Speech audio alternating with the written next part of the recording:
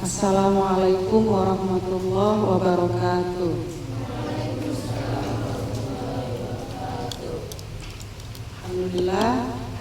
Alhamdulillahillazi arsala rasulahu bil huda wa dinil haq liyuzhirahu 'ala dini kulli wa kafa billahi syahida.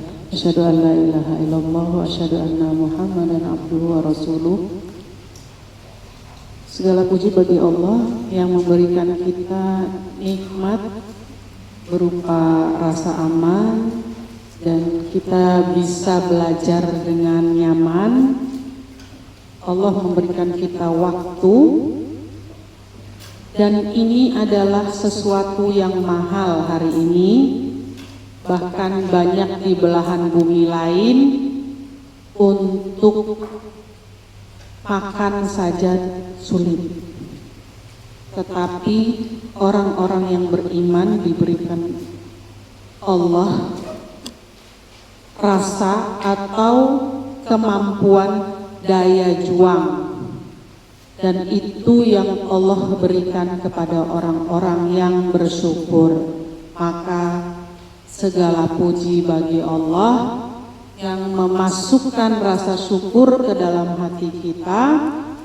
Hingga hari ini kita masih diberikan kesempatan oleh Allah pada pertemuan sirah yang akan kita lanjutkan. Temanya tentang Baiat Aqobah. Baiat Aqobah pertama.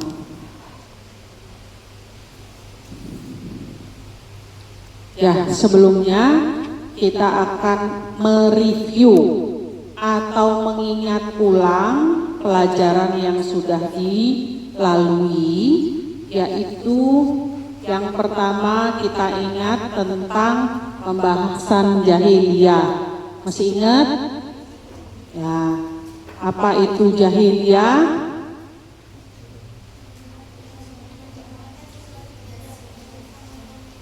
Menempatkan sesuatu tidak sesuai pada tempatnya. Kalau kita kenalnya bodoh, ya, tapi ternyata bukan sekedar bodoh, karena orang pintar juga bisa jahiliyah.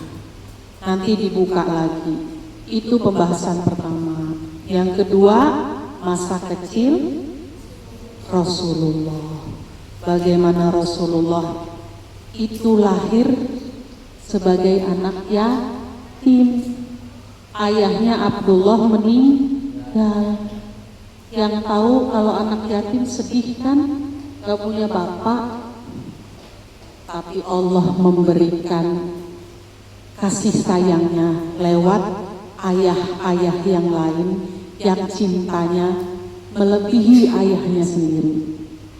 Siapa yang memberikan penyelesaian itu? Allah dalam surat Ad-Duha. Nanti baca. Bukankah engkau dulu yatim? Kata Allah kepada Rasulullah. Maksudnya nak, apapun keadaannya, Rasulullah hari itu kalau pulang gak punya ayah, tapi Allah siapkan ada kakek yang sayang, ada paman yang sayang. Jadi jangan fokus ke yang gak ada, bersyukurlah dengan yang sayang. Rasulullah ibunya meninggal waktu usianya sekitar 6 tahun. Bayangin, masih kecil sebesar Abdurrahman, ibunya nggak ada. Meninggal, bukannya pergi, meninggal, yang nggak ketemu lagi. Kemudian itu yang membuat Rasulullah tangguh. Harusnya yang paling bisa mengeluh Rasulullah. Saya mah nggak punya ayah, nggak ada yang ngasih jajan, nggak punya ibu juga. Paling sedih hidup saya. Harusnya Rasulullah bilang begitu. Tapi Rasulullah memilih untuk enggak melakukan itu. Dan diberikan kasih sayang dengan Allah, dari Allah dihadirkan orang-orang yang sayang. ibu yang lain sayang, maka jangan fokus sama kesedihan. Rasulullah fokus menyembuhkan, memperbaiki hingga beliau menjadi suri tauladan terbaik. Orang-orang dengan penuh luka, ketika dia selesai dengan lukanya, dia menjadi orang yang kuat. Kalian kalau tahu binaragawan itu, tahu kan binaragawan sama pemain bola, kakinya gitu kan keras. Tahu nggak kenapa? Karena mereka merobek ototnya. Kalau mereka lari kemudian kencang melakukan latihan, maka ototnya tuh robek. Kata ahli kedokteran olahraga, kalau robek ototnya, yang tumbuh otot baru lebih keras, lebih kuat. Itu jangan jadikan kita jadi orang yang jahat karena dijahatin. Lebih jahat kelakuan kita dibanding orang yang ngejahatin kita. Itu mah iblis. Kalau anak Adam enggak. Dan suri tauladan terbaik adalah Rasulullah. Bagaimana Rasulullah menjadi orang yang sangat baik akhlaknya, khuluqun azim, baik banget. Bahkan kata Anas bin Malik yang mengikuti Rasulullah sejak usia 10 tahun sampai usia 20 tahun, selama Rasulullah hidup di Madinah, Anas itu jadi khodamnya. Tahu nggak? Yang tukang ngambilin sendal, yang tukang ngambilin air wudhu, yang disuruh Rasulullah ke pasar, yang disuruh Rasulullah bantuin keperluan Rasulullah buang sampah apa. Itu Anas bin Malik yang bilang Rasulullah itu lembut, tangannya saja lebih lembut dari sutra. Padahal ahli perang, ahli strategi. Itu Rasulullah. Menjadi lelaki tangguh kuat itu bukan berarti kasar, tetapi Rasulullah mencontohkan bagaimana menjadi tangguh kuat dengan kelembutan, dengan penuh maaf. Anas bin Malik gak pernah dimarahin, tapi diajarin.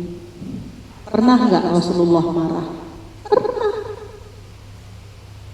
Tapi kemarahan Rasulullah itu bukan karena kebencian. Anas bin Malik bantuin Rasulullah itu dibayarnya pakai apa? Ada yang tahu nggak? Pakai uang? Enggak. Pakai apa? Doa. Ketika Rasulullah masih hidup, Anas bin Malik didoakan supaya Allah berkahi usianya, Allah berkahi hartanya, Allah berkahi ilmunya, Allah berkahi keluarganya. Rasulullah meninggal, Anas bin Malik usianya panjang, anaknya banyak, uangnya banyak, ilmunya banyak. Maka kita kalau mau berkah hidupnya sama guru tuh begitu. Seperti Anas bin Malik.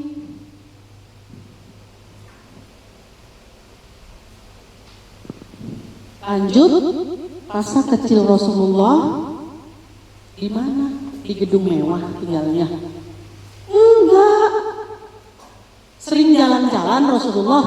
Enggak. Usia 6 tahun, usia 5 tahun ibadah saat sudah belajar gembala embe. Nanti ke Mekah diambil sama kakeknya. Kakeknya cuma sebentar hidupnya, kemudian tinggal sama pamannya. Gak enak kalau bahasa kita sekarang. Harus bertahan karena pamannya juga bukan orang kaya. Anaknya banyak. Jadi kalau makan harus dibagi. maka dia tahu kesulitan pamannya. Beliau tahu, maka Rasulullah di usia 10 atau 12 tahun udah menggembala kambing. Menggembala kambing bukan kayak kita di sini, menggembala kambing banyak rumputnya. Kalian tahu Mekah itu bagaimana? Batu isinya, Nak. Ada rumput kalau ada di lembah-lembah. Batu itu ya, gunung. Nah, di bawahnya dikit, nggak banyak. Dan itu pun di luar Mekah, harus jalan jauh, harus bermalam. Bayangkan Rasulullah membawa minimal 100 ekor kambing keluar Mekah menginap. Kita bayangin kalau nginap kemarin kita yang kemana itu? Mana kemarin kita? Nah, Villa Poda itu ya? Ke Villa Poda itu makan enak, minum dibawain. Itu mah enggak, mengembara sendiri, bawa minum sendiri, bawa makanan sendiri. Tuh kayak gitu, digaji dapat uang. Jadi sekarang, Nak, kalau bahasanya, kalau dikasih duit sama orang tuanya, kalau minta sesuatu dibaca. Gimana ayah saya, emak saya nyukupin saya dengan duit ini? Dibaca. Dengan kayak gitu kita sibuk belajar, sibuk menyelesaikan hafalan, sibuk apa? Memperbaiki akhlak. Sehingga kita bisa membaca perjuangan orang tua kita. Seperti Rasulullah membaca perjuangan paman, bibinya, ibu susunya.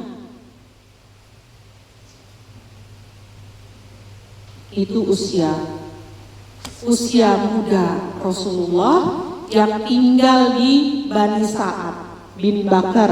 Bani Sa'ad bin Bakar itu juga sama tinggalnya di tenda-tenda, bukan di gedung mewah, di asrama kayak kita tembok, bukan.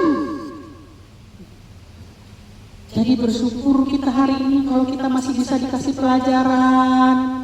Itu perjuangan Rasulullah nih. Di Madinah, setelah di Madinah miniaturnya seperti ini. Masjidnya Rasulullah tuh. Tapi tengahnya bolong, pinggir-pinggirnya ini aja ada atapnya. Itu rumahnya Bunda Aisyah, Bunda Hafsah, terus belakang tuh. Ini bayangkannya begini. Di Madinah itu. Ya sekecil itu aja juga. Pelepah kurma. Dan siapa yang belajar di dalamnya, termasuk Anas bin Malik, Abu Hurairah yang meriwayatkan hadis sampai ribuan. Yang kalau hadis itu dibuat buku hingga hari ini yang menyebabkan ilmu-ilmu itu banyak berkembang, termasuk matematika modern ataupun fisika modern, kedokteran, itu lahirnya dulu dari para sahabat. Kemudian berkembang. Itulah keberkahan ilmu. Maka anak-anakku, kalau mau bingung mau mulai dari mana hari ini, belajar di SMP ini, banyakkan dulu hafalan kalian. Belajar dulu menjadi anak yang akhlaknya baik. Sehingga nanti kalian siap ditempatkan di mana aja dan prestasinya bisa di mana aja. Gak usah khawatir. Mintalah sama Allah sekolah yang terbaik supaya kalian jadi manusia terbaik. Kemudian Rasulullah kita tahu kan menikah dengan Bunda Khadijah, manusia pertama yang menerima risalah. Bukan hanya wanita pertama, tetapi orang pertama plus anak-anaknya Rasulullah. Kemudian setelah itu singkatnya mungkin nanti kita akan, karena ini ada yang baru-baru masuk juga, Rasulullah diangkat menjadi Rasul setelah usia berapa? Usianya berapa Rasulullah? Menerima wahyu yang pertama apa? Wahyu yang pertama Al-Alaq 1 sampai 5 yang keras. Itu di Gua Hira. Hiro itu nama gunung, ada guanya. Hiro itu nama gunung, bukan nama gua. Di atas gunung ada guanya, namanya gua aja. Gunungnya namanya Hiro. Tahu-tahu ada malaikat. Ada malaikat Jibril yang menyerupai laki-laki, disuruh baca. Gak bisa baca, dicekek sampai 3 kali, ingat kan? Dicekek sampai 3 kali, gak bisa baca. Itu perumpamaan orang pertama mau belajar, mau menghafal. Kayaknya di sini gak nyambung. Ya Allah, gak hafal-hafal. Tapi kalau kalian gak lepas terus dari 3 kali melakukan menyerah, ya gak jadi. Nanti Allah lancarkan kalau kalian gak menyerah. Orang tidur kalian melek, orang main kalian baca. Itu yang membuat kalian terlepas seperti Rasulullah ini. Bukan berarti siroh itu cuma cerita, nak. Siroh itu artinya jembatan supaya bisa nyebrang. Kalau bisa nyebrang kita bisa niru. Jangan cuma dibaca nggak ada maknanya. Bahwa Rasulullah mendapatkan wahyu pertama 1-5, kita itu disuruh baca. Memang baca itu sulit-sulit kayak kecekek. Emangnya enak hafal? Untuk yang pertama susah banget. Apalagi kalau dibenerin mahrojul hurufnya. Pengen nangis. Kayaknya kok salah semua. Ya memang kayak gitu. Gimana caranya? Buka diri kalian. Jangan merasa saya sudah bisa, tapi saya ingin bisa. Karena Rasulullah tuh saya gak bisa baca. Baca kata Nabi Jibril. Gak bisa baca. Makin bilang gak bisa baca, makin ditekan. Sampai 3 kali. Baru Jibril membacakan Iqra bismi rabbikal ladzi khalaq, khalaqal insana min 'alaq, Iqra wa rabbukal akram, allazi 'allama bil qalam, 'allamal insana ma lam ya'lam. Udah itu Rasulullah bingung. Sendirian, Jibrilnya pergi. Di tengah, kita bayangin Bila Koda kemarin sendirian gitu, tiba-tiba ada yang datang kan seram. Ya kan? Udah gitu datang lagi Jibril. Entah malam entah siang gitu ya. Diriwayatkan ada yang bilang malam, ada yang bilang siang. Dalam bentuk mirip aslinya. Oh, ada sayap. Dari ufuk timur ke ufuk barat isinya dia, Jibril. Apa gak ngeri Rasulullah? Muhammad gitu kan? Muhammad, lihat tuh. Kemudian Rasulullah turun jalan 5 kilo. Nak gua Hiro itu, Gunung Hiro itu dari gunung ke rumahnya Rasulullah tuh ke Mekah tuh 5 kilo. 5 kilo dari sini kemana coba? Hah? Kemana nak? Bulog. Iya, jalan lari ke Bulog. Siapa yang rumahnya Bulog? Oh. Lari dari sini ke Bulog. Nyampe rumah gemeteran. Karena dari sini pulang ke rumahnya masih kelihatan Jibrilnya.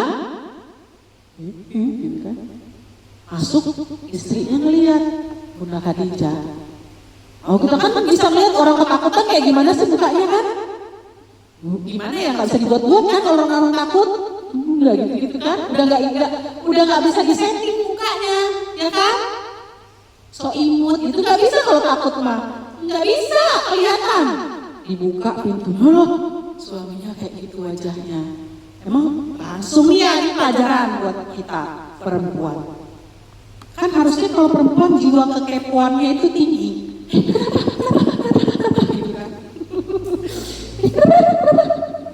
Gitu. Enggak, udah kan jadi. Ya, kemudian masuk Rasulullah, Zammiluni. Selimutin aku, selimutin. Zammiluni itu, Muzammil itu kerukupin. Kan bedanya ada 2 surat ya. kalau di dalam Al-Quran tuh dua surat itu tafsirnya sama, apa? Ya ayyuhal mudassir sama ya ayyuhal muzammil. Sama-sama suruh selimut kan? Sadar dathir itu beda dengan zammil. Yang bisa bahasa Arab, kalau ulama kan baca tafsirnya. Muzammil itu, zammilun itu suruh kerukupin kan? Kerukupin itu seluruh badan, dikerukupin dilibet-libet gitu. Karena Rasulullah takut, kayak orang demam itu kan. Kemudian Bunda Khadijah masih kepo, kenapa gitu? Enggak, duduk aja diem, nanti kan cerita sendiri. Ini adalah kenapa bisa begitu, karena Bunda Khadijah sangat cerdas. Kita bisa lihat kalau orang itu cerdas, maka kata Rasulullah nggak terlalu banyak ngomong.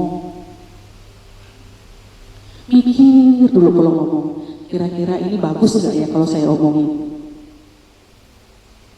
Beda sama orang Yahudi yang digambarkan penuh pengkhianatan di Madinah nanti. Yahudi itu gimana kisahnya? Dia nggak senang kalau orang itu damai, maka dia ngomong aja, sebelah sana dia ngomong gini, tahu nggak? Kamu dibilangin pesek sama dia, masa? Ya kamu memang benar pesek, tapi kan nggak perlu dibilangin. Dah datang sini. Aus dan Hajrat, kamu pernah dengar kan? Suku Aus dan suku Hajrat itu yang bikin mereka berantem tuh Yahudi. Ada Bani Nadir, ada Bani Qainuqa, ada Bani Quraizoh. Mereka punya benteng-benteng sendiri yang kerjaannya itu ngadu domba. Karena kalau orang musuhan dia yang dapat untung. Kalau dia dagang ke situ dia nggak mau, situ nggak mau, kan dia yang untung. Yahudi itu pikirannya kayak gitu. Yahudi itu dapat untung dari permusuhan orang.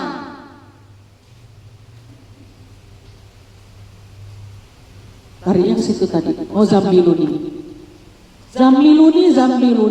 Kemudian Bunda Khadijah menunggu, ternyata Jibril masih ada. Bacain surat Iqra. 5 ayat. Jadi surat pertama yang turun untuk kita itu suruh baca.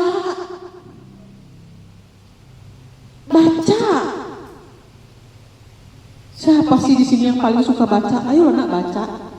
Kalau ketemu buku luar takarun gitu belum ada. Tumbuhkan itu. Sekarang belinya buku. Nih di sini, kalau ada yang bisa menceritakan lagi Sirah Nabawiyah dari awal sampai Baiat Aqobah 2, Umi kasih hadiah buku terbaru Tufanul Aqsa. Tapi cerita dari awal sampai akhir, beneran, tantang. Kapan ya? Waktunya hanya 2 hari. Terserah kalau kalian punya versi bukunya Safiyur Rahman Al-Mubarakfur itu silahkan. Dari catatan sendiri silahkan. Yang berani Umi kasih bukunya Tufanul Aqsa. Bagus bukunya, dalamnya isinya tentang kayak novel tapi cerita asli. Mahal bukunya 200 ribuan karena dia bagus ya. Ini tantang siapa yang bisa. Jadi tadi Bunda Khadijah menunggu sampai Rasulullah tenang, kemudian gak banyak bertanya dan gak bertanya apa-apa sampai Rasulullah menceritakan sendiri kejadiannya. Bercerita, Rasulullah, ada seorang lelaki yang datang kepadaku, khawatir gitu ya. Apa sih yang kita khawatirin kalau ada tiba-tiba orang datang, pergi, datang gitu, makhluk seperti sesuatu. Dan setan kan yang ditakutin kan, setan nih dan jangan gitu kan, ya hantu kan. Tapi Bunda Khadijah cerdas. Gak mungkin hantu, gak mungkin. orang suci seperti suamiku, engkau tidak mungkin dihinakan oleh Allah. Ini tidak mungkin perkara buruk untukmu ya suamiku, wahai suamiku, karena engkau memuliakan orang miskin, menyambung silaturahmi, mengangkat beban orang lain, bla bla bla bla bla bla, dikeluarin semua kebaikan-kebaikannya. Beda kalau sahabatnya ngeselin. Ada yang lagi ketakutan, emang kamu pakai gitu sih orangnya. Udah mah Badung, dikeluarin semua yang bikin sedih. Kalau ada orang lagi sedih nak, dihibur. Seperti Bunda Khadijah menghibur Rasulullah. Itu teman sejati. Oh, teman sejati bikin sedih. Ada. Muslimin itu harus merasakan penderitaan muslimin lainnya, karena dia satu tubuh, saling mendoakan, saling mensupport dalam kebaikan. Kalau dia belum belajar, ajak dia belajar. Jangan dikecilkan kalau dia belum bisa. Kita juga gitu, kalau belum bisa kan malu, gak usah diejek-ejek. Ya memang kamu mah otaknya lemot, udah pakai gitu juga orangnya ngeselin, kamu mah tambah sedih. Jadi itu yang kemudian Rasulullah diam ya, agak tenang, dan Bunda Khadijah mengambil langkah karena Rasulullah tidak sedang, kalau bahasanya blank gitu ya, kita harus tahu, cari tahu tentang masalah ini kepada orang yang punya ilmunya. Nah, maka kalau ada masalah, tanyanya sama yang punya ilmu. Jangan curhat kemana-mana, apalagi nanti ya kalau pulang liburan status WA, bikin TikTok, kayak enak banget di pondok itu. Misalnya, bukannya menyelesaikan masalah, kelihatan akhlak kita buruk. Tanya kalau ada masalah itu sama orang yang punya ilmunya. Berarti kalau kita nggak mau tanya sama orang yang punya ilmunya, itu mah nafsu setan. Berkembang nanti. Ya, jadi itu yang dilakukan. Kemudian nanyanya ke siapa? Waraqah bin Naufal, sepupunya Bunda Khadijah, sudah tua. Karena juga nak, Yahudi, Nasrani itu yang punya Nabi, mereka itu dan semua yang punya Nabi dikabarkan tentang akan datangnya juru selamat. Sampai sekarang tuh masuk tuh kan orang Nasrani itu mengatakan akan ada datang juru selamat, gilirannya datang diingkari. Dan jangan kita juga gitu, akan datang Al-Masih Dajjal, kita di jidatnya ada tulisan kafir, kita nggak boleh tunduk sama Dajjal. Ikut nanti sama Dajjal kalau nggak kuat-kuat imannya. Nasrani juga gitu, akan ada nabi terakhir, cirinya begitu, bapaknya bernama hamba Allah, Abdullah itu artinya hamba Allah. Kemudian dia tinggalnya di Mekah, dia ada di situ. Kemudian dia yatim dari lahir, ciri-cirinya ada, sampai ada tanda kelahirannya ini. Jadi orang kata Allah, mereka itu kenal sama Rasulullah melebihi mereka kenal dengan anak kandungnya sendiri, karena dibuatkan di kitab suci mereka. Sampai orang Yahudi itu juga tahu kalau akan ada nabi terakhir. Jadi mereka itu terusir dari negerinya saat itu, mereka mencar untuk menunggu nabi terakhir. Kenapa orang-orang Yahudi ada di Madinah? Karena mereka tahu ciri-cirinya akan datang di situ, karena dibuatkan di kitab mereka. Jadi mereka itu sebetulnya tahu Rasulullah itu nabi, tapi mereka mengingkari karena bukan dari golongan mereka. Loh kok dari itu Quraisy bukan dari saya? Itulah yang membuat mereka tidak mau beriman. Kemudian kita langsung singkatnya ke Rasulullah berdakwah di kafir Quraisy selama 3 tahun. Kemudian Rasulullah berdakwah lagi secara terbuka, diboikot. Ingat kan? Diboikot. Tapi Rasulullah tidak pernah menyerah. Akhirnya setiap orang yang datang ke Mekah untuk berhaji didatengin, didakwahin. Mau nggak masuk Islam? Mau nggak engkau menjadikan Allah satu-satunya Tuhan dan mengakui aku Rasulmu? Orang-orang itu banyak yang sebetulnya mau, tapi ada beberapa kisah yang mengatakan mereka takut dengan konsekuensinya. Kalau membela Rasulullah berarti musuhan sama kafir Quraisy. Kafir Quraisy itu orang yang paling ditakutin di Jazirah Arab. Bahasanya klan tertingginya orang Arab. Klan tertingginya orang Arab itu adalah suku Quraisy. Rasulullah ada di suku Quraisy. Sedangkan klan tertingginya suku Quraisy adalah Bani Hasyim. Bani Hasyim itu keluarganya Rasulullah. Jadi sebetulnya Rasulullah itu adalah orang terbaik di antara di keluarganya.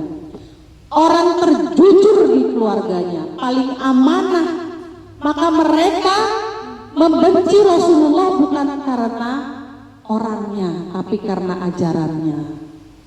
Itu kata Allah dalam Al-Quran. Sesungguhnya mereka bukan membencimu, tetapi mereka tidak mau dengan ajaranmu. Karena konsekuensi menjadi muslim itu berat. Dunia ini memang bukan untuk muslimin. Tempat tinggal yang aman selamanya untuk muslimin enggak. Tapi di dunia ini adalah perjuangan untuk muslimin kembali ke rumahnya yang asli di surga. Orang kafir dia adalah surganya ini di dunia. Nanti di akhirat dia gak kebagian surganya.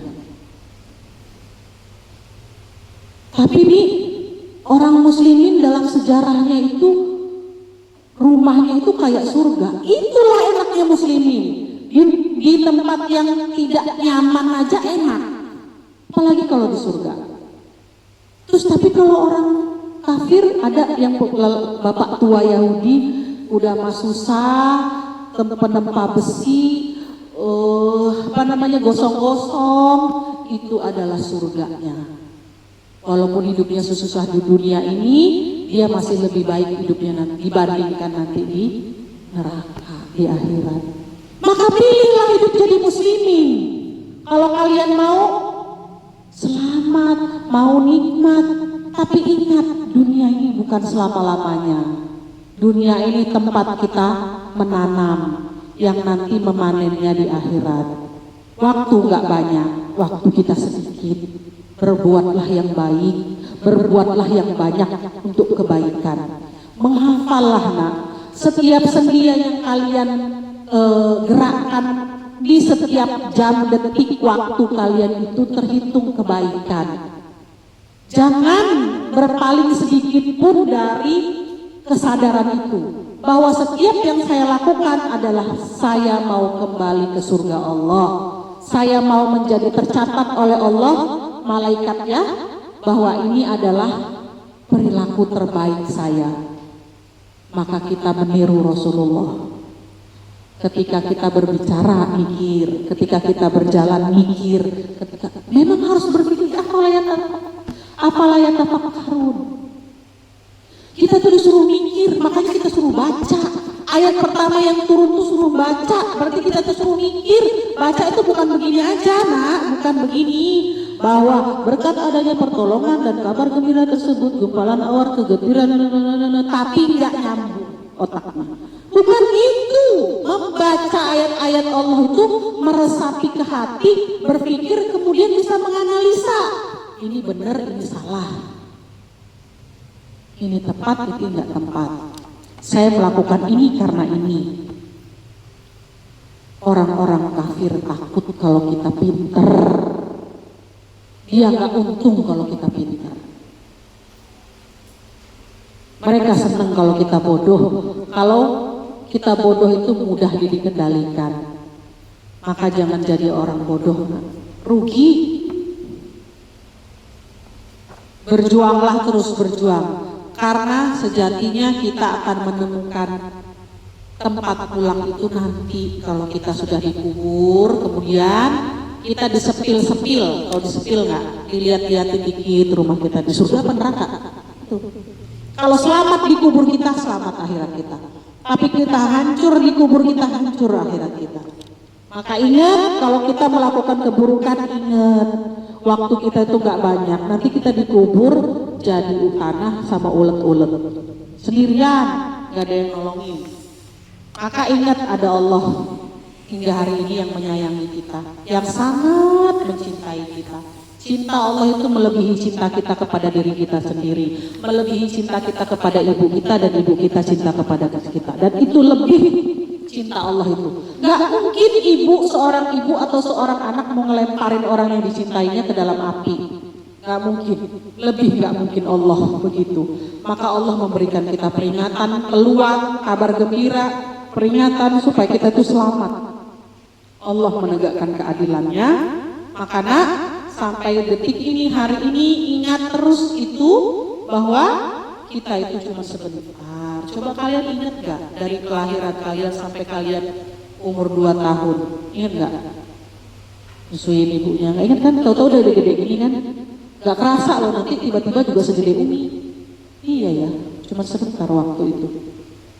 Mumpung kalian punya waktu, jangan disia-siakan. Mumpung masih mondok, hafalannya yang banyakin, diperbaikin terus, jangan fokus-fokus ke yang lain.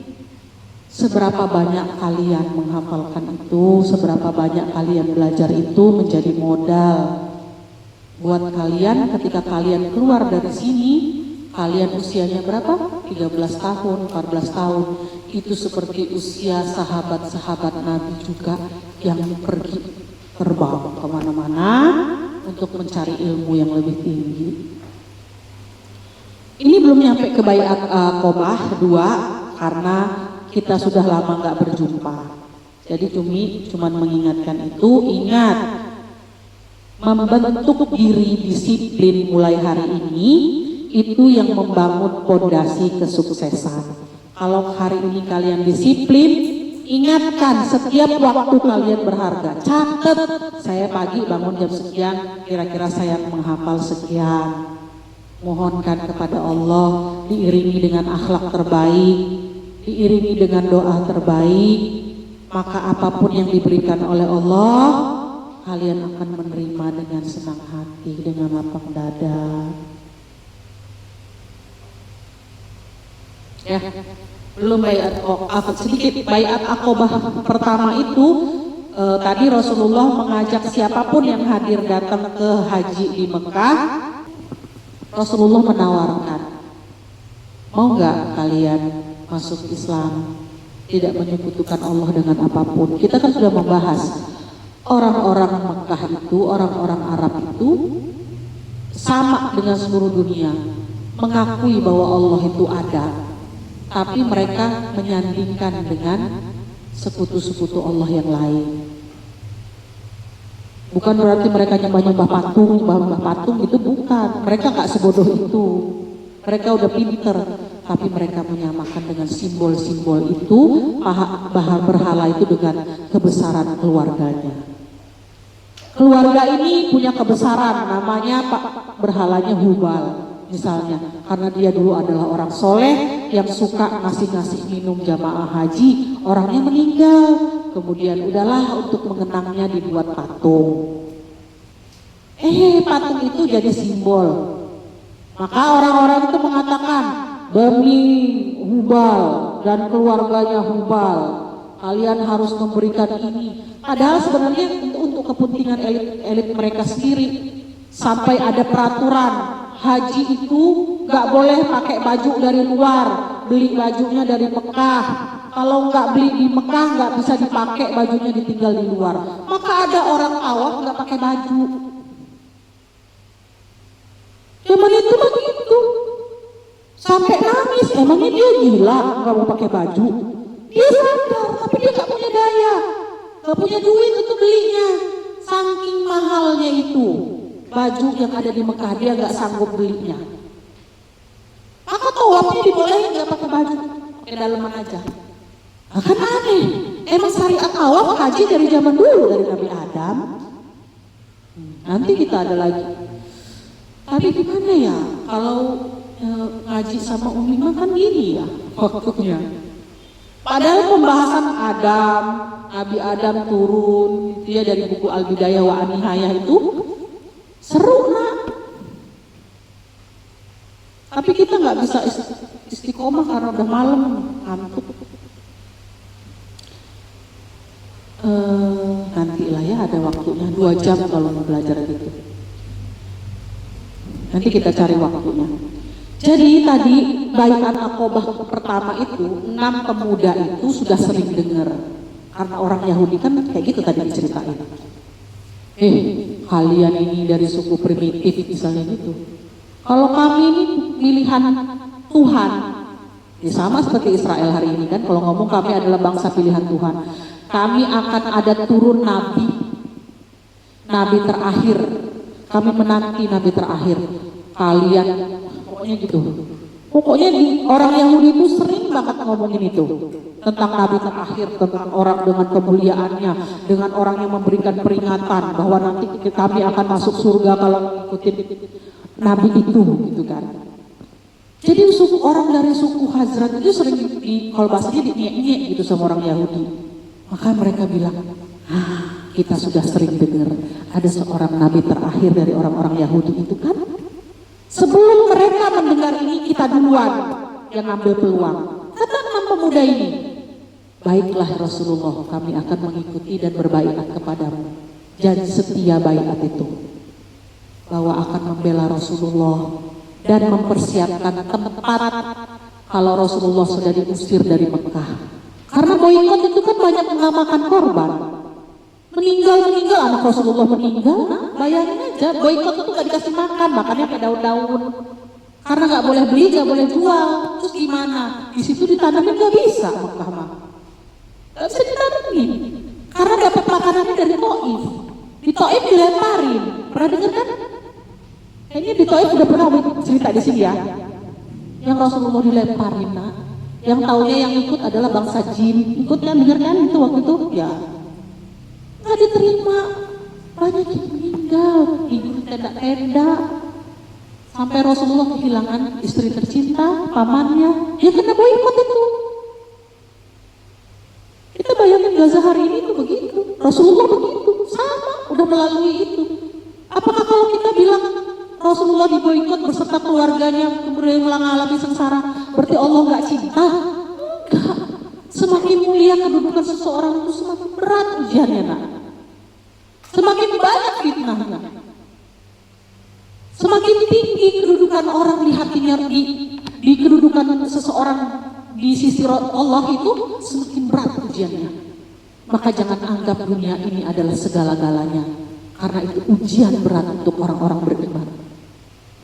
Karena tempat tertinggi akan menanti dia. Rasulullah tuh begitu. Kemudian dia cari lagi, Rasulullah beliau cari lagi, Taif gak terima. Karena dari Taif itulah makanan hadir untuk Mekah. Mekah gak bisa ditanamin, Madinah bisa ditanamin, punya oase. Maka Rasulullah tuh bisa berenang karena kakeknya Abdul Muthalib, ibunya dari Madinah. Madinah dulu namanya Yasrib, bukan Madinah. Ya artinya kemalangan, diganti sama Rasulullah. Madinah, kota Nabi, kota artinya. Kerjaannya ratusan tahun berantem, Aus dan Khazraj, gara-gara Yahudi. Yahudi itu tukang adu domba, karena dari adu domba dia mendapat keuntungan. Khazraj dengar 6 pemuda, kita beriman kepada Rasulullah, kita sudah mendengar. Kemudian mereka pulang menyabarkan Islam yang mengatakan bahwa Allah saja yang satu-satunya Tuhan. Kemudian Rasulullah mengutus sebagai guru untuk orang-orang Madinah. Sebelum Rasulullah hadir maka dididik dulu. Kemudian baru ada baiat Aqobah kedua yang di situ ada kalau nggak salah 70 orang yang berjanji, dan 70, 2 perempuan. Salah satunya adalah Ummu Umarah Nusaibah. Pernah dengar? Waktu perang Uhud dia adalah singa betina bahasanya. Bukan berarti dia perempuan kayak laki, bukan. Nusaibah ini jadi tukang masak-masak gitu pas waktu perang Uhud itu, tukang balut-balutin luka di belakang. Begitu pasukan musuh merangsek masuk mau membunuh Rasulullah, orang gak ada yang lakinya pada bubar. Dia yang melihat Rasulullah, Ummu Umarah ini Nusaibah, dia jadi perisai. Itu muslimin Pak, nggak banyak alasan. Maka beliau terkenal dengan sebutan singa betina karena dia adalah yang berbaiat di Aqobah kedua. Aqobah itu di Mina. Mus'ab bin Umair, salahkan. Mus'ab bin Umair Al-Abdari. Jadi Mus'ab ini yang diutus oleh Rasulullah sebagai duta Islam. Intinya jadi guru. Yang tadi Umi bilang ya, Mus'ab ini kalau ngomong itu pinter, lembut. Kalau kita bisa soft spoken, bahasanya lembut, orangnya ganteng, pinter, dari keluarga bangsawan. Kalau dari dulu itu Mus'ab ini lewat, orang tuh selalu ingat, oh Mus'ab lewat gara-gara dari wanginya. Wangi itu pemuda tuh gitu kayak Mus'ab nih kalau mau didengerin orang mah. Kalau mau jadi orang itu yang pertama apa? Allah kan menurunkan surat yang pertama kan suruh baca.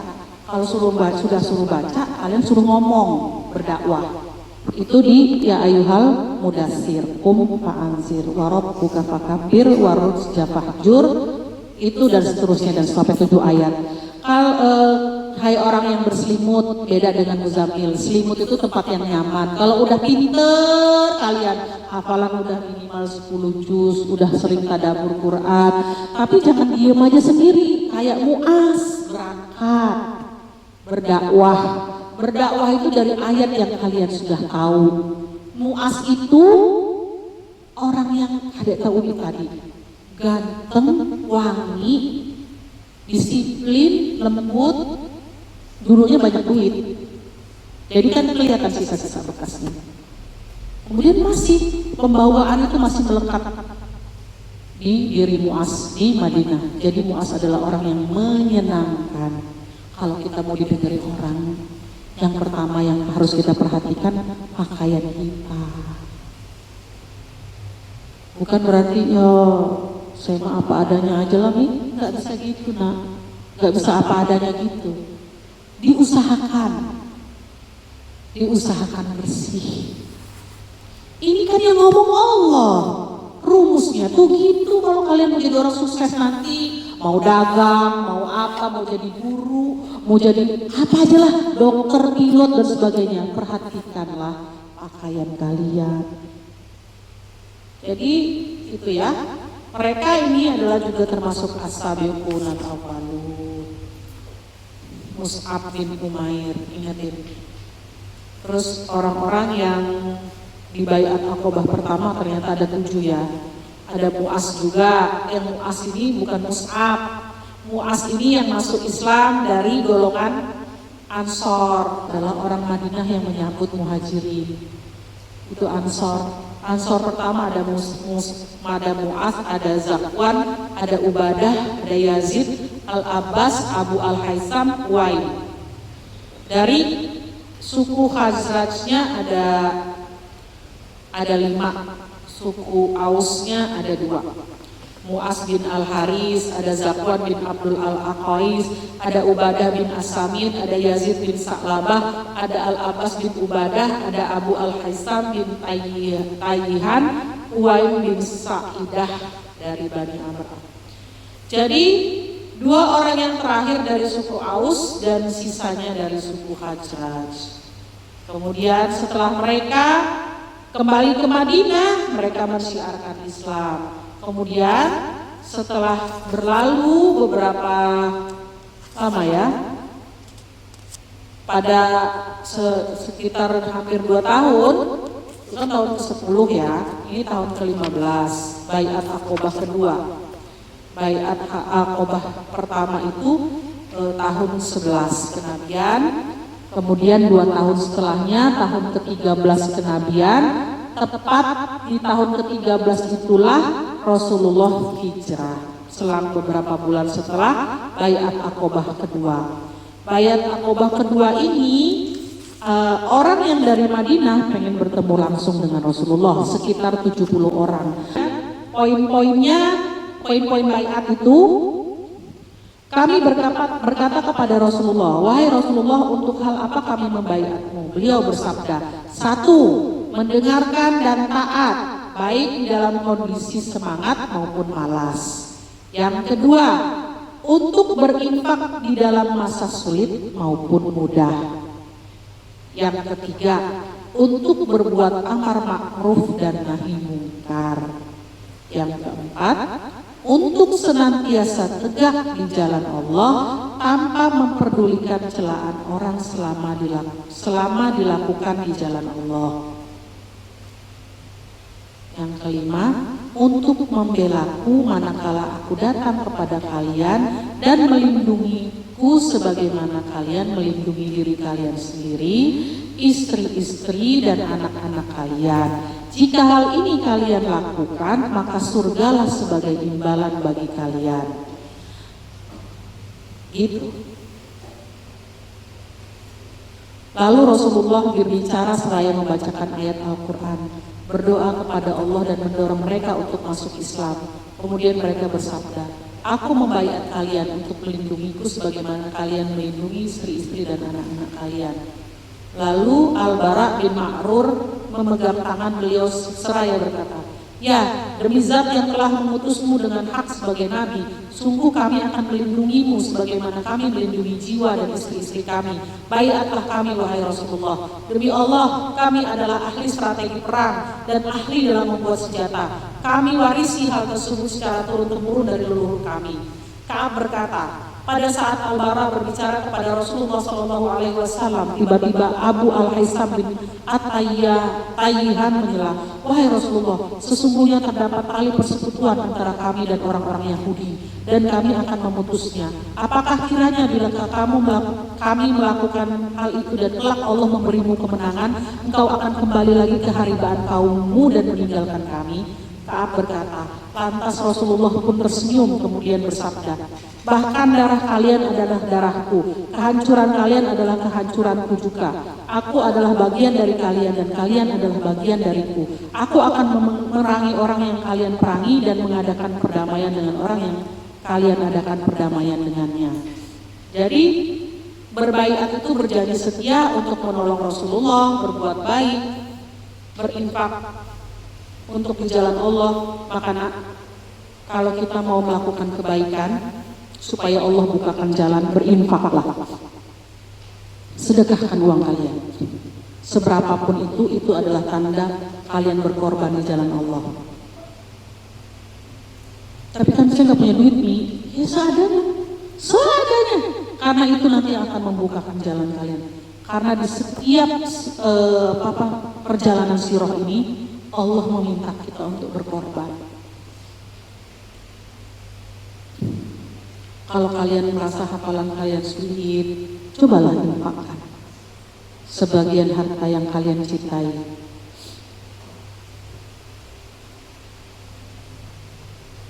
Kemudian Rasulullah pada perjalanannya nanti kita akan mengetahui sampai meninggal di Madinah. Walaupun Fatu Mekah, kita bayangkan rindunya Rasulullah tinggal di Mekah karena Mekah merupakan kemuliaan dari dulu hingga hari ini. Dari zaman Nabi Adam hingga zaman Nabi terakhir, Nabi Rasulullah, Mekah adalah tempat orang ingin kembali datang ke sana. Mekah itu membuat orang rindu. Seharusnya Rasulullah sangat rindu pulang ke Mekah. Tapi Rasulullah ingat dengan janji setia ini. Rasulullah tidak pernah mengingkari janjinya. Dan Rasulullah meninggal di Madinah. Sebetulnya berangkat haji itu nggak perlu ke Madinah, cukup ke Mekah. Tapi karena kita ingin menziarahi Rasulullah, maka kita mengunjungi masjidnya di Madinah. Sebenarnya syariatnya itu adalah Mekah. Dan kita harus ingat ada 3 masjid yang harus kita imani untuk kita mengunjunginya. Mekah, Madinah, Aqsa. Yang pertama Aqsa, Mekah, Madinah.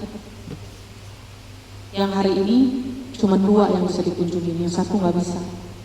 Karena yang satu dipegang kuncinya sama orang Yahudi. Kalau Rasulullah dulu berjuang melawan Quraisy, hari ini kita berjuang melawan penjajah yang ada yang menyandra Masjidil Aqsa. Jadi kita itu perjuangannya sama sulitnya, sama kesempatannya. Tinggal kita mau punya peran apa enggak. Kalau kita mau peran, pantaskan diri, maka hafalkan Qur'annya. Nanti kalau jadi dokter, jadi apapun, ingat, oh saya punya tugas untuk membebaskan Masjidil Aqsa. Jadi cita-cita maka kecil amat. Cita-cita besar itu yang membuat orang itu menjadi besar, bukan panjang angan-angan. Panjang angan-angan itu adalah orang yang kepikirannya cuma pengen hidup di dunia nyaman, gak bakal mati-mati. Kan itu mah mustahil. Orang panjang angan-angan tuh rugi, kebanyakan stresnya. Tapi kalau orang yang punya mimpi besar itu lain. Seperti Nabi Yusuf punya mimpi. Ini matahari, bulan, bintang bersujud. Dan mimpinya besar. Maka kalian bermimpilah yang besar.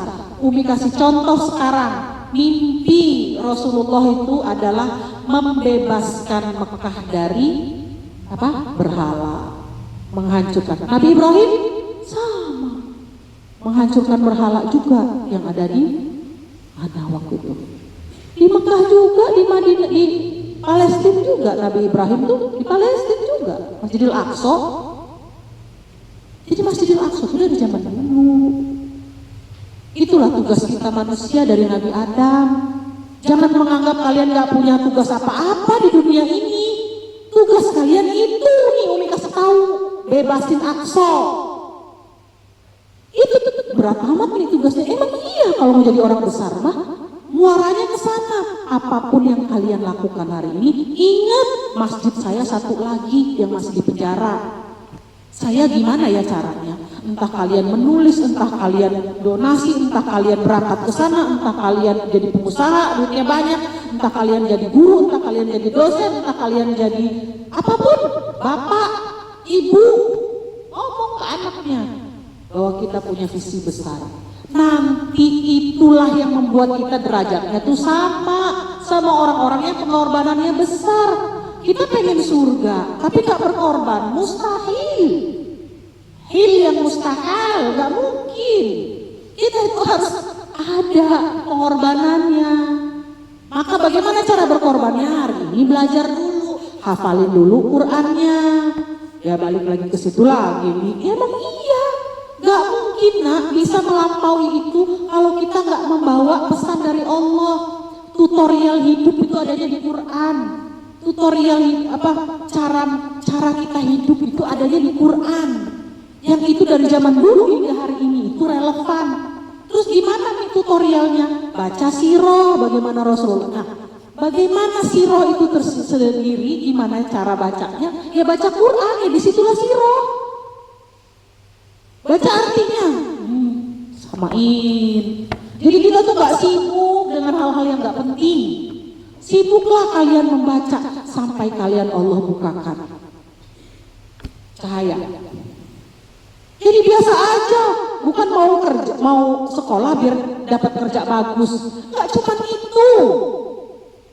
Kerja pasti Allah kasih untuk orang-orang yang punya kemampuan, pasti. Jangan pendek amat mimpi kita. Besarkan mimpimu. Seperti kita bawa garam. Garam itu kalau kita taruh di gelas, garam 2 sendok dikudek-kudek, minum rasanya gimana? Asin banget nggak? Asin.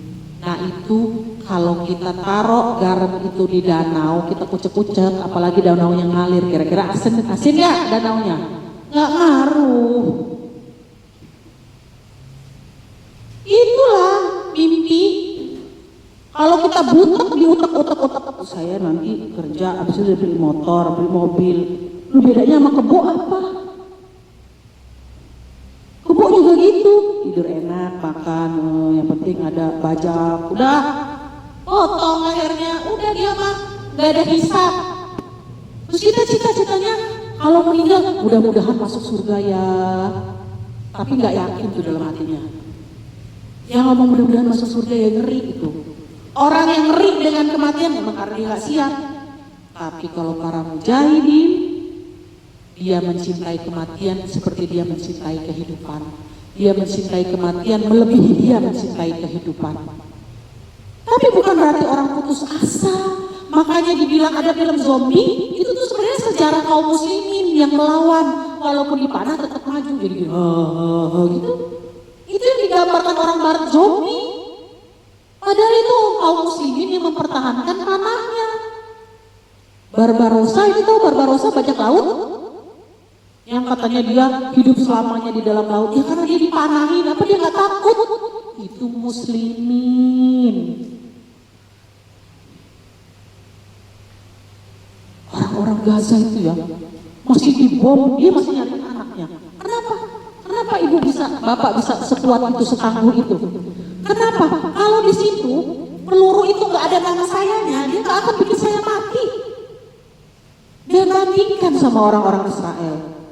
Seluruh dunia ini duit dia semua loh. Kalau kalian mau tahu, sabun yang kita pakai, yang biasa kita pakai beli di Indomaret itu isinya punya Israel semua, hampir semua. Saking banyak duit dia. Tapi bisa melindungi dia nggak? Nggak juga. Karena Allah memasukkan rasa takut ke dalam hatinya. Itu senjata tuh. Allah masukkan rasa takut ke dalam hatinya yang membuat dia panik. Kalau orang takut, orang panik. Kalau orang panik, dia nggak bisa mikir. Hancur juga kerajaan dia. Nah, nanti Umi kalau ngomong-ngomong lagi Palestina dan bagaimana Zionis di dunia ini hari ini lebih seru lagi. Coba kalian tahu, oh gitu ya.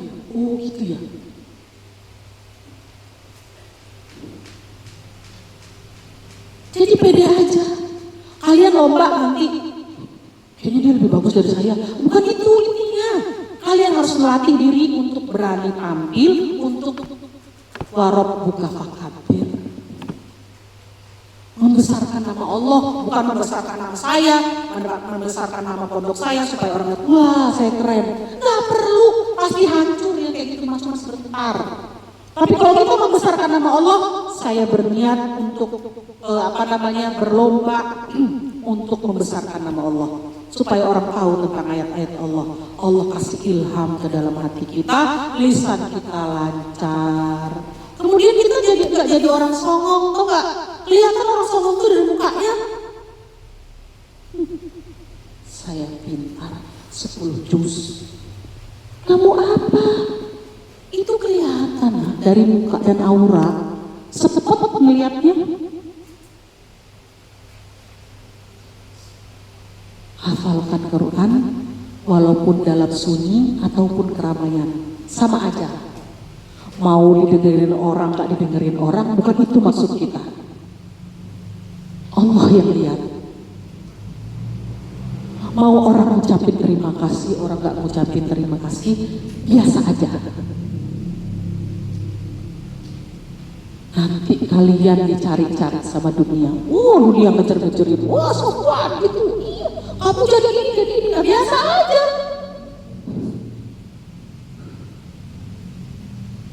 Maka kita akan jadi orang yang gak mentang-mentang dan bukan orang yang insecurean. Ya saya mah udahlah gak usah lomba-lomba nanti kalah. Gak gitu juga. Itu melatih mental. Seberapa kuat, seberapa tangguh kita. Rasulullah tuh melatih mentalnya dari usia kecil. Usia 16 tahun sudah jadi penengah di, kita bayangin, usia 16 tahun udah ngomong di forum PBB. Itu bayangin Rasulullah begitu, masih muda SMA, udah ngomong tentang perdamaian di Darun Nadwah. Darun Nadwah itu musyawarahnya, rumah musyawarahnya MPR, ketinggian kalau PBB. MPR, udah ngomong di MPR tentang keadilan dan dia ditunjuk sebagai ketuanya. Rasulullah ditunjuk sebagai. Itu kenapa? Karena Rasulullah bisa ngomong, Rasulullah bisa analisa. Gak boleh begini, nanti batunya dimasukin ya ke dalam. Pernah dengar kan kisah itu kan? Yang orang bingung semua waktu ngeletakin Hajar Aswad, waktu Ka'bah dibongkar. Kemudian Hajar Aswad karena merasa bahwa suku saya paling berhak, suku saya paling berhak, mereka ribut. Kemudian mereka bersepakat, Al-Amin aja ya udah yang nentuin anak umur 16 tahun. Kenapa Rasulullah bisa begitu? Karena Rasulullah sering melakukan peran-peranan sosial. Salah satunya kalau kita hari ini peranan sosial di mana lomba, ikutlah. Jangan merasa bahwa ya saya udahlah gak usah pamer-pamer. Ya enggak. Kita tuh harus fakabir, tunjukkan bahwa kita memang sekolah ini ditugaskan untuk dakwah. Itu Rasulullah tuh usia 16 tahun sudah jadi, kalau bahasanya juru damai. Bayangin loh anak SMA ngedamain kakek-kakek yang udah kalau kita sekarang menteri-menteri. Dari mana Rasulullah itu memulainya?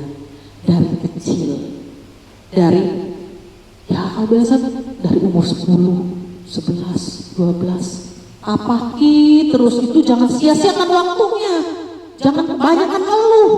Kalau kita banyak ngeluh kita nggak bisa memperbaiki diri. Tapi kalau kita sibuk memperbaiki diri kita tuh nggak sempat ngeluh. Sempat ngeluh ini ngeluh nggak ada. Sabunnya habis, belum dikasih duit lagi, makannya nggak enak, semuanya jadi keluhan.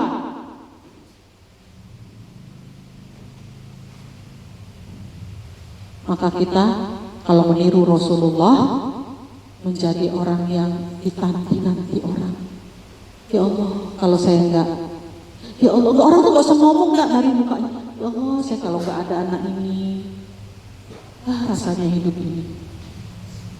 Itulah kita, karena tangan kita, kaki kita, mulut kita, semua kita menjadi manfaat untuk orang lain. Yang pertama minimal kehadiran kita itu kita latih untuk tidak merepotkan orang lain. Dan tidak merepotkan lingkungan kita. Kalau bisa kita menjadi manfaat untuk orang lain. Itu dulu akhlakul karimah itu nak. Karena percuma ilmu tinggi, percuma nak jadi juru rusak paling dahsyat. Percuma kita punya ilmu setinggi langit, kalau kita nggak punya iman dan akhlak kita buruk, maka kita sudah dipastikan menjadi ilmuwan yang daya rusaknya paling dahsyat, ngebolongin ozon paling banyak. Itu siapa hari ini? Orang yang nggak punya imannya. Sibuk dulu zaman Umi masih kecil, kalau makan jeruk dibuka wangi, ada kebunnya di sana, tumbuh langsung besar. Sekarang banyak hama, penyakit banyak, air surut. Dulu air kali di Tanjung Musia itu bisa buat terbusan, tau nggak terbusan? Berenang sampai sini kelelep kita. Sekarang air nggak ada lagi. Bumi ini bertasbih semua, tapi manusianya nggak bertasbih. Sok pinter semua. Merasa paling hebat, ujung-ujungnya nggak punya akhlak. Bumi nggak suka kayak gitu, rusaknya tinggi. Perhatikan akhlak, karena itu bukan cuma berefek sama manusia, alam juga. Kalau kita ngerusak, alam nggak suka. Maka bedanya orang muslim dengan orang kafir itu, kalau muslimin dia beristirahat dari dunia, sedangkan orang kafir dunia beristirahat dari dia. Bedain. Kalau datang kita rusak pintu, rusak ini, bolong muka orang, itu Itulah gambaran bahwa kita menjadi perusak, troublemaker. Kalau kita datang, orang senang, orang merasa terlindungi, maka kita menjadi problem solver bahasanya. Ya, baiat Aqobah kedua yang menjadi titik tolak Rasulullah berhijrah ke Madinah, yang disambut pola al-badru alaina. Semua orang Madinah semuanya menyambut, enggak seperti Taif, beda. Tapi keadaan Madinah jauh dari Taif, jauh. Tukang berantem dulunya, jadi memang keadaannya nggak bagus, tempat penyakitan Madinah itu, peceklikan karena orang yang berantem terus, peceklikan. Udah itu juga banyak penyakitnya Madinah itu. Tapi 10 tahun semenjak Rasulullah tinggal di situ, berubah wajah Madinah. Seluruh dunia kalau mau cari ahli ilmu apa ada di Madinah. Cuman 10 tahun. Gak lama-lama, menurut penelitian seorang profesor yang sampai hari ini masih ada, padahal itu 1400 tahun yang lalu dia menelitinya, hari ini dia teliti luar biasa kata profesor ini. Kenapa? Karena di Madinah dulu di banyak buku sejarah dia dulu makanan utamanya gandum, tepung sama korma. Tepung sama korma lah paling banter, itu udah paling enaknya tepung sama korma. 10 tahun kemudian makanan pokoknya berubah jadi daging. Itu tanda kemakmuran. Karena apa dilihatnya? Khalifah atau pekerja yang ada di Madinah dibayarnya satu hari adalah sepotong paha kambing. Dan masyarakatnya juga itu minimalnya, karena menjadi bahasanya anggota parlemen Madinah itu adalah orang-orang yang mendedikasikan diri dengan gaji kecil untuk ukuran orang Madinah. Berarti orang Madinah yang lain lebih banyak dari itu. Sekarang sepotong paha kambing berapa? Harga kambing misalnya yang gede itu 2 juta ya. Kalau dibagi 4 berarti 500.000 sehari. Karena semuanya makan daging. Menggambarkan kemakmuran. Bukan daging sebagai lauk, bukan. Daging sebagai makanan pokok. Dan banyak penelitian bahwa daging kalau jadi makanan pokok, orang tuh gak gendut, tapi ototnya kuat. Gak bikin gendut, yang bikin gendut tuh makan gula sebenarnya, nah. Sama banyak makan gula. Ya, mungkin itu saja yang bisa Umi sampaikan. Mudah-mudahan Allah mempertemukan kita di lain waktu dan mempertemukan kita dengan Rasulullah beserta para sahabat dan orang-orang soleh, memantaskan kita menjadi bagian dari perjuangannya. Billahi taufiq wal hidayah. Wassalamualaikum warahmatullahi wabarakatuh.